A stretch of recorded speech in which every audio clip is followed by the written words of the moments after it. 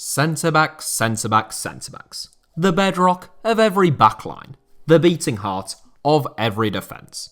The players who should guard a goal as though their lives depended on it, but still be able to play a bit as well. Sir Alex Ferguson once said that attack wins you games, but defence wins you titles. And there has rarely been a world-class team that hasn't had a brilliant set of centre-backs at the heart of it. So today, on the cusp of the 2021-22 Premier League season getting underway, I thought I'd take a stab at ranking every Premier League centre-back partnership. Now, at some clubs, it is very clear who the starting centre-backs will be. At others, it is a bit trickier, due to new signings, players returning from long-term injuries, and teams playing with systems without defined centre-back partnerships, typically meaning a back three. To address that problem, the way I've done this video is by picking who I think are the two best centre-backs at each club and then ranking them against one another as partnerships. That means that, in some instances, albeit only a few, I may be ranking a centre-back partnership that has never played together before, or one that has only done so in pre-season friendlies. Obviously, in those instances, there is a certain degree of guesswork or speculation involved on my part, and I have no doubt that some of these will be a little controversial. One thing I will say is that making this video made me realise the overall standard of centre-back in the Premier League right now is very high, and in a number of instances, there was really very little to split several partnerships. Enough prevaricating though, here is my attempt at ranking the best centre-back pairing at every Premier League team from worst to best, or, as I prefer to put it, from least to most brilliant. 20th. Norwich City. The last time Norwich City were in the Premier League, the club conceded 75 goals, which is among the most a team has ever conceded over the course of a single Premier League season. One man who was part of that Norwich City backline in the 2019-20 Premier League campaign, in which the club finished bottom of the league, was Grant Hanley, who, I must admit, I have been a long-standing critic of at Premier League level. I often felt Hanley looked clumsy and a liability, but last season, in the Championship, he was excellent. He is partnered for the purposes of this video with Ben Gibson, who is looking to rebuild his career at Carrow Road following a disastrous spell at Burnley. I think they are a very good centre-back pairing at Championship level, but certainly a bottom 5 or 6 partnership in the Premier League, and they take 20th for me. 19th. Watford. I fear that I'm in danger of seeming to be very lazy, sticking to promoted teams in the bottom 2 places. I assure you that wasn't my logic for putting them there, and I must admit that I'm a little surprised that Watford haven't signed a centre-back this summer, at least at the time of recording.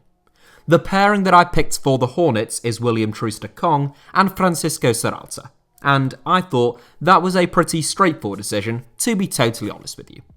I think Troost-Ekong is a really solid and well-rounded centre-back who I expect to hold his own this season. Serralta is a big, young, 6'4" centre-back who also arrived at Vicarage Road last summer and made 29 appearances last season. They're both big, fairly young as a partnership, and I don't expect them to be torn to shreds. I just think that there are 18 pairings that are stronger than them. 18th. Wolverhampton Wanderers. This seems harsh, but Wolves always played with a back three under Nuno Espirito Santo, and it seems distinctly possible that they will retain that system under fellow Portuguese boss Bruno Lage. Connor Cody is a really likeable and talented midfielder turned sweeper, but I don't think he is a great centre-back within a back four, so I didn't include him. Max Kilman is someone who I like a lot, but he still seems to be a somewhat peripheral figure, and it's hard to know whether he'll nail down a starting berth at Molineux this season. When everyone's fit, Willy Boly is probably the first centre-back in the Wolves team, and I partnered him with young Yes and Mosquera, given that Roman Says, who I also like, is another midfielder turned defender who looks good in a back three, but isn't a traditional centre-back like Mosquera. Aged 20 and signed this summer from Atletico Nacional, Mosquera looks like a big, athletic centre-back with lots of potential. As things stand though, it is a pretty young kid alongside an injury-prone Willy Boly, who has only played 20 league games in each of the last 2 seasons, so Wolves only manage 18th. 17th. Brentford. Brentford conceded far more goals than Norwich or Watford in the Championship last season, so I could forgive Canaries and Hornets fans for feeling a touch aggrieved by their spot in 17th in this list. It must be said that goals conceded is a metric determined by many factors, including an entire squad of players and their approach to games rather than simply the two centre-backs. But also, only 50% of Brentford's best centre-back pairing was at the Brentford Community Stadium last season. Former Celtic star Christopher Ajer joins Ethan Pinnock as my preferred pairing, leaving Pontus Jansson out in the cold. Ajer joined the Bees this summer from Glasgow for £13.5 million, following 176 games for Celtic, and he is still aged only 23. Meanwhile, Pinnock was an absolute man-mountain in Thomas Frank's backline last season. I think they are a really tidy, young pairing with bright futures ahead of them, and in some respects, they're a touch unfortunate to only finish 17th. 16th, Newcastle United. There was a time, not all that long ago, when Newcastle United seemed to be a really well-equipped team at centre-back.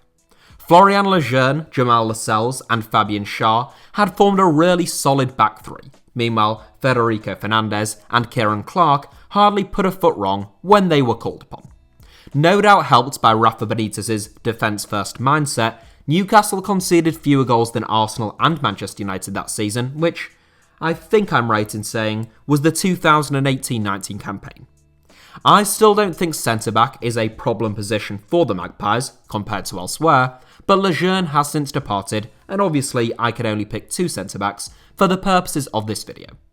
I went for Lascelles and Schär, two solid enough centre-backs, who I certainly think are Premier League standard, but they're not good enough to trouble the upper echelons of this list.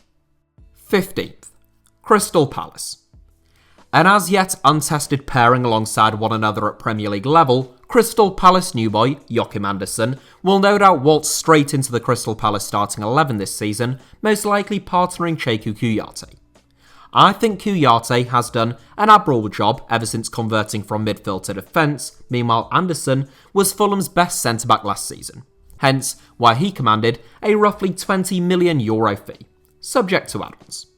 They're a decent pairing, seemingly well balanced, and offering a bit of everything, but they are restricted to 15th, partly by virtue of the fact that they haven't yet played together. 14th, West Ham. It's possible that West Ham's strongest centre-back partnership will have changed by the time this video comes out, with the club said to be in the mix for a number of centre-backs right now, most notably Nikola Milenkovic.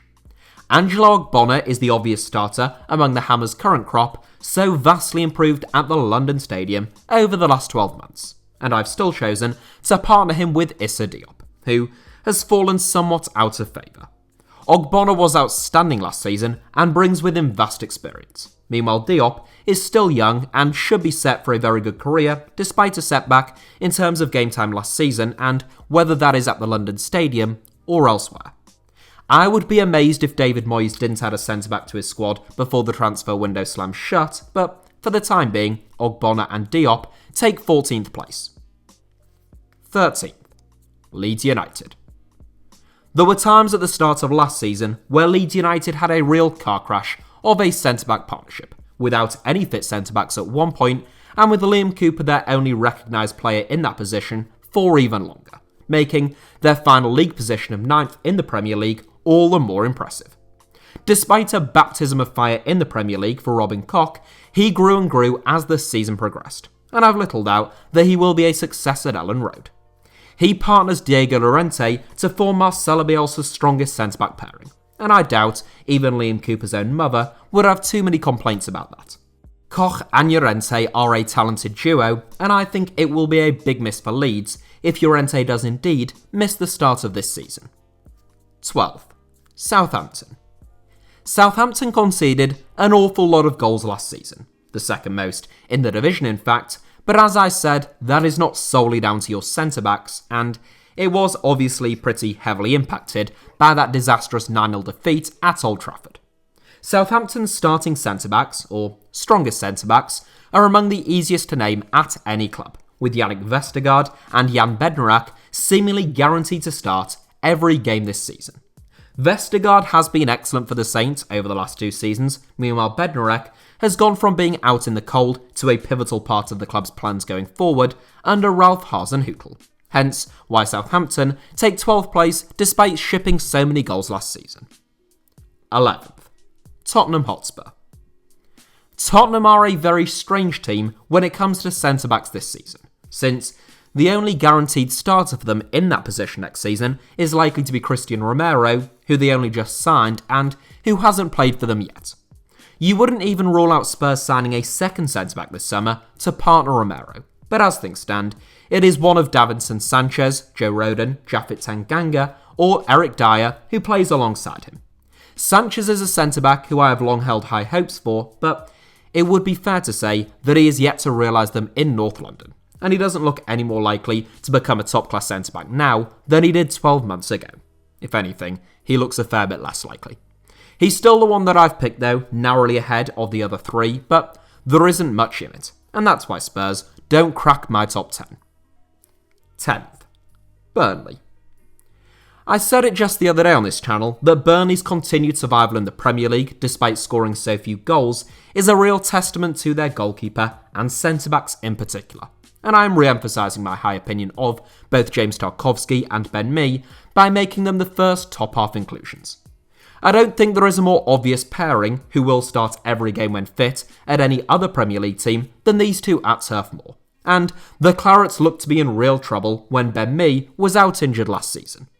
Both very solid centre-backs in their own right, like blending two metals together, they form an even stronger bond together, and it is one which is often incredibly resilient. Perhaps there are more talented centre-backs below them, but as a partnership, few have a better understanding. 9th, Everton. By far the hardest decision in this entire video, I am referring of course to selecting Everton's two strongest centre-backs, rather than deciding where they should place, though that was fairly tricky as well. Everton have four centre-backs who all stake a claim to start, in the forms of Yerry Mina, Michael Keane, Mason Holgate and Ben Godfrey. Ask 10 Everton fans to pick their strongest pairing, and it's possible that no two will pick the same combination.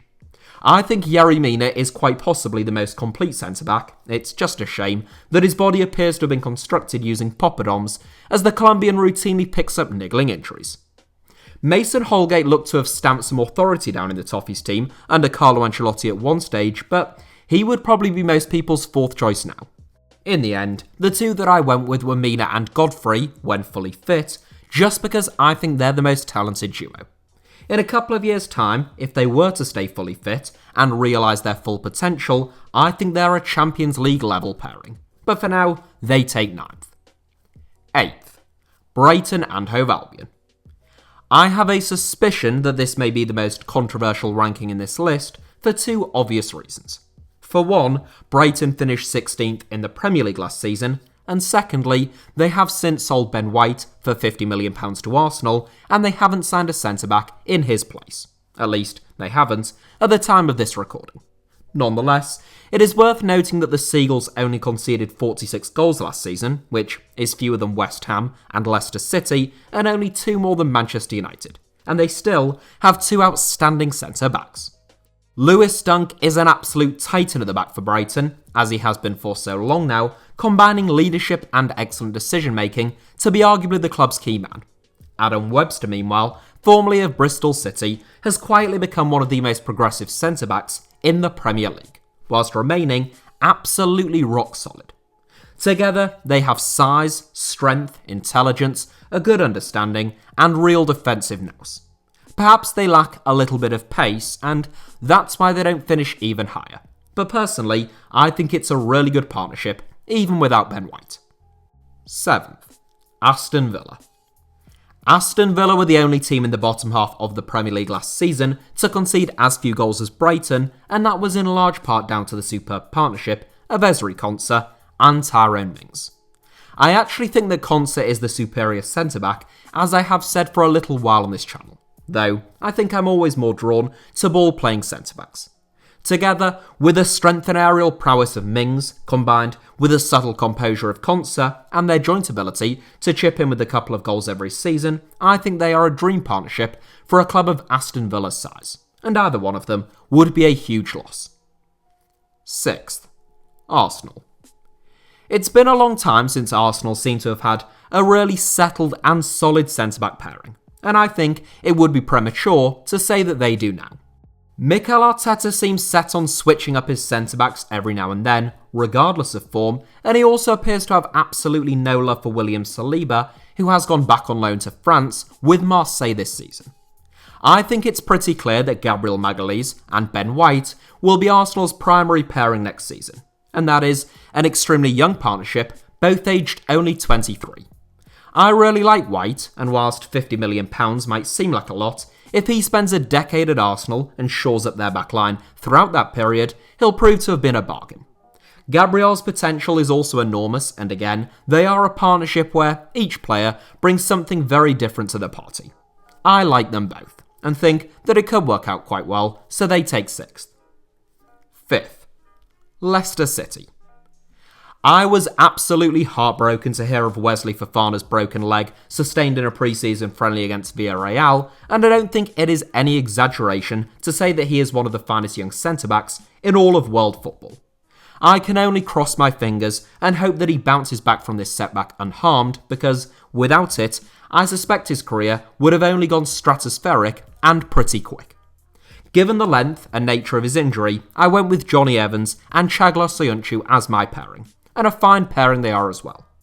Evans has been outstanding ever since he left Manchester United, rarely receiving the praise he deserves, whilst the spotlight has tended to focus more on the younger, sexier comrade alongside him. Yes, I just called Harry Maguire sexy, and I won't retract it, especially not when he wore this shirt. Söyüncü and Evans seem to have a great understanding, and I think a spot in 5th is thoroughly deserved. 4th, Chelsea. For a long time, Chelsea seem to have had a talented cohort of centre-backs, but have perhaps lacked into definitive starters who are a cut above the rest.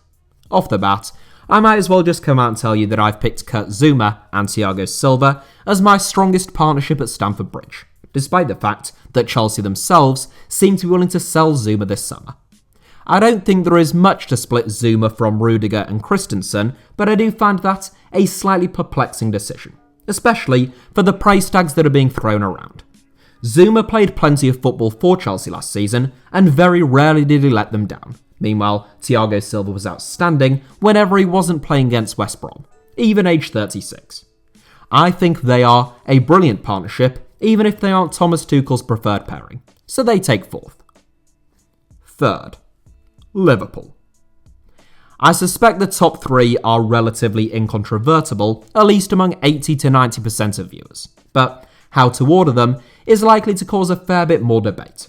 Obviously, now that he is back in action, Virgil van Dijk is Liverpool's main man at centre-back, and if he can return to his absolute best, then he will likely return to being the best centre-back in the league. Partnering him, I suspect most Liverpool fans would go with Ibrahima Konate, but whilst I'm a big fan of his, I actually think it might take a little bit of time for him to become a regular starter at Anfield, unless of course injuries necessitate it. Personally, I have gone for Joe Gomez and Virgil van Dijk, though I don't think there is a great deal to split Gomez and Matip. Before the pair of them got injured, Gomez and Van Dijk were probably the most promising and assured pairing within the Premier League, and whilst other clubs have since strengthened, they still take bronze. 2nd, Manchester United. With the arrival of Raphael Varane, Manchester United have a magnificent backline, in my humble opinion at least. Luke Shaw was outstanding last season, and my gut says that he's got even more to give. Aaron Wan-Bissaka is an excellent fullback, though he certainly has plenty of room to improve. Harry Maguire is an absolute rock, and Raphael Varane has long been one of the finest centre-backs in world football. In terms of Maguire and Varane, who are the focus of this video, I think you're talking about 2 centre-backs who ought to be really at the peak of their powers. Varane has already won it all at Real Madrid and the World Cup with France, and suggestions of his demise have, I believe, been greatly exaggerated. Harry Maguire took plenty of flack for the size of his transfer fee, despite the fact that it had nothing to do with him, largely because he isn't the sexiest centre-back, despite what I said earlier on. The reality, however, is that Maguire is actually a really accomplished centre-back with the ball at his feet, who isn't afraid to step out and beat a man and is capable of playing the ball through the lines. The only thing he lacks is maybe a little bit of pace, which Varane can now compensate for, so I don't think there are many finer centre-back pairings in all of world football. Top spot. Manchester City. I think it's a close call between the two Manchester clubs, but ultimately, the combination of John Stones and Ruben Dias is a proven one, which has been remarkably effective in the Premier League with the two working in tandem, whilst we are yet to see how Harry Maguire and Raphael Varane will combine. It is pretty staggering that in the season before last, most people considered Aymeric Laporte to be the second best centre-back in the Premier League, trailing only Virgil van Dijk, and now he can't seem to get a kick ahead of Stones and Dias. That is a testament to Ruben Dias's amazing instant impact upon his arrival, Stones' sensational renaissance last season, and how well the two have worked as a combination. Manchester City play a high line, with their fullbacks playing really high up the pitch, and they press the opposition in their own half. Yet, they still had by far the best defensive record in the Premier League last season. That was, in no small part, due to the outstanding work of John Stones and Ruben Dias. So I think they are thoroughly deserving of top spot. That is it for today's video, but thank you all very much as ever for watching. Hit the like button if you enjoyed it, let me know your thoughts down below in the comments, and make sure that you're subscribed, of course, it goes without saying, to the one and only HITC Sevens, and turn on notifications by hitting the little notifications bell. You can also find me on Twitter and on Instagram by the username @HITC Sevens, should you wish to do so.